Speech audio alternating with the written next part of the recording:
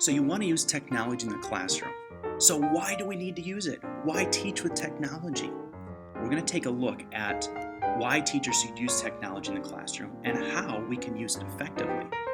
Well, there's some technology of the past that, well, quite honestly, should be part of the past.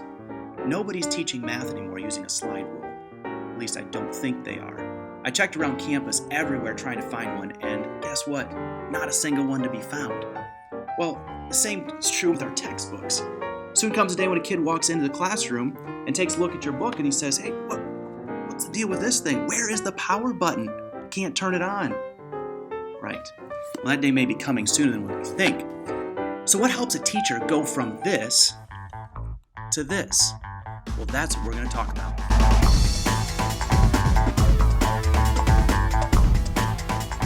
So one of the important things for teachers to understand is that the world is changing toward a digital community. According to the U.S. Bureau of Labor and Statistics, more than 50% of today's jobs require some degree of technology skills. And experts say that percentage will increase to 77% in the next decade. So we need to prepare our students to be digitally educated for life skills in a digital world. Going beyond just the history and the math and the science and English, they also need to know how to incorporate those skills into the digital community. But I want to caution you, don't get carried away. Not all new technology is good technology. So test and try different products, different ideas, different technology, but don't overcommit until you see results. Otherwise, you could be finding yourself in front of a classroom full of students not knowing what you got yourself into. Students often know more about technology than their teachers do because they are what we call digital natives. And they're sitting in a classroom trying to learn technology from a digital immigrant who is still understanding the terminology. And so for us as teachers, it's important for us to remember that technology should not be feared. John Dyer writes a book called From the Garden to the City. And in this book, he says, when it comes to using technology, the ability to imagine and to tell stories is awakened even in adults. And so for us as teachers, if we can utilize that technology, the resources that we have around us to help bring alive our subject matter, then help engage our students and help them become better learners. So we need to continue pursuing ideas and knowledge. Sometimes you're going to have to push yourself beyond your comfort zone. In order to do that, it's important that you work to understand your audience. So let students help you make that technology better. Give them opportunities to show you what they know. Don't let your pride get in the way of advancing your students and yourself. John Dyer goes on to say, those who have developed the ability to consume complex arguments and books tend to feel overwhelmed by the rush of data online, while those who do most of their reading online and on small mobile screens tend to lose concentration when they attempt to focus on a single idea for long periods of time. Now, if that doesn't describe my students, I don't know what does. So what does this mean for teaching? Do we become totally student-centered, make everything accessible on their level without stretching them to modify their behavior? No, of course not. But understanding their language is critical to reaching them and helping them to understand what we want them to know.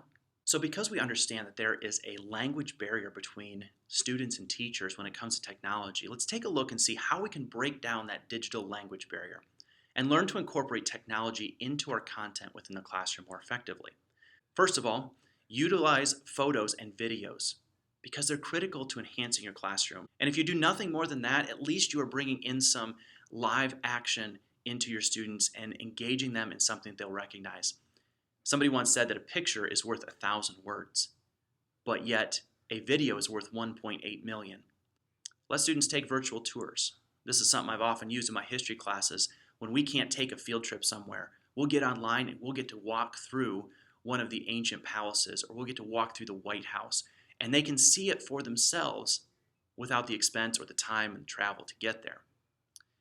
YouTube is a great source as well. It's got so many great educational tools within it. Khan Academy is another great one, and they were the ones that really got a lot of this started. One of the more recent ones that I've just started using is TED Ed. I found this through YouTube, but it's a specific community of teacher and expert created lessons that are geared toward the classroom. Now let's take a moment and talk about games, how you can use those in the classroom. I've got two games that I use very frequently, and the kids love them. The first one is Kahoot. And it does require that all your students do have their own device to be able to participate, but you can do it sharing devices if you need to. And so take a look at this clip here and see how it works in the classroom. Oh, wait, I do know this. It's 30. I don't know the right one. Please, come on. I already did this for my dad. I just did it. You can see it can get pretty competitive.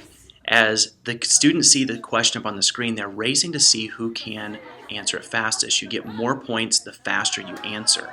And they put a leaderboard up after each question, so they're constantly jockeying for position on that leaderboard, trying to become faster. But if you answer too quickly, you get it wrong, you're not going to get any points. And so it provides a good competition and a spirit of community with our students, and they really enjoy using Kahoot.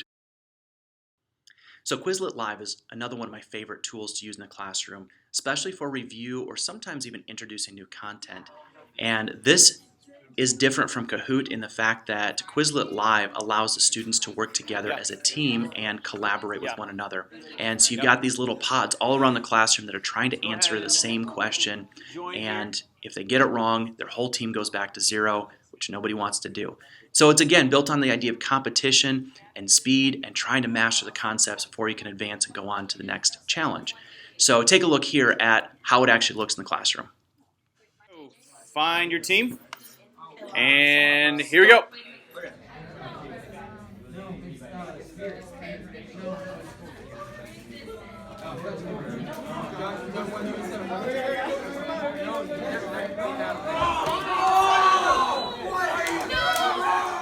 So perhaps one of the greatest reasons that we as teachers ought to be using technology is to help the students become better learners and to give them access to some of the content at home.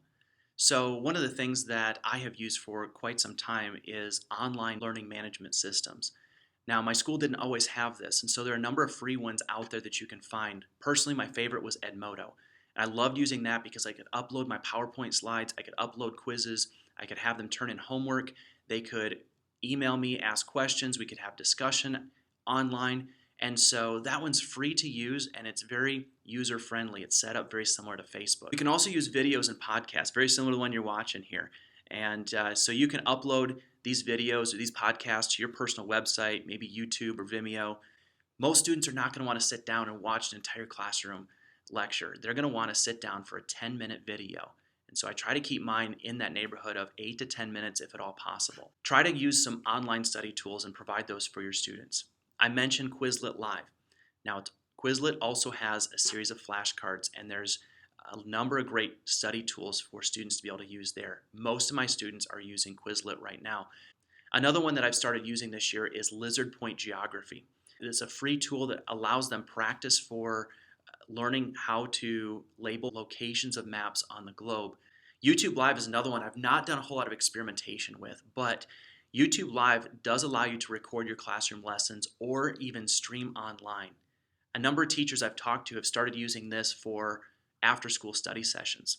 When students can't be there in the classroom, but they might need additional help, and so the teacher will be there with the few students that are there, and then we'll stream it live on YouTube for any that are at home that can't be live there in the classroom. Teachers can conduct a lesson, they can do things from home and put it out on the internet for students, especially if you are using a learning management system. And students can download that homework or video or perhaps use something like YouTube Live, and the teacher's right there with the students. So although we love those snow days, sometimes when it's necessary, you might be able to use those in your classroom. So how do we keep learning? How do we expand beyond what we've talked about here? How do we continue to push ourselves, considering that by the time you watch this video, a lot of the technology I've talked about will be outdated and being replaced by something else? So here's what I'd suggest. Keep trying new things. Don't be content with where you're at. Don't teach the same thing year after year. Continue to push yourself. Find out what other teachers are doing. See if you can find a digital mentor. Find somebody that is currently up in the trends and they'd be willing to show you how to work some of these tools in your classroom. But most importantly, push yourself out of your comfort zone. Don't be content just to let your students get by with the minimum. And don't let yourself get by with just the minimum either. Keep learning. As we want to tell our students, we want you to be lifelong learners. We want teachers to be lifelong learners when it comes to digital technology as well. and then have fun. Technology is fun. It's enjoyable. And so enjoy learning about it and keep working at it. You'll do great.